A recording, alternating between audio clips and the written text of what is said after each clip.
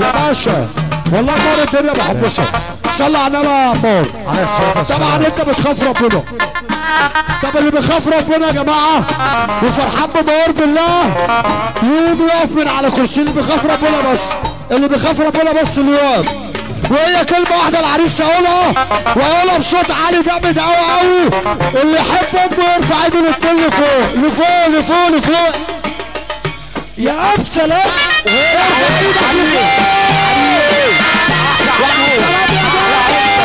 احلى جبهه، احلى عريس، احلى بترول الفرسان، احلى بترول. اسمع لما الله والكلام كله.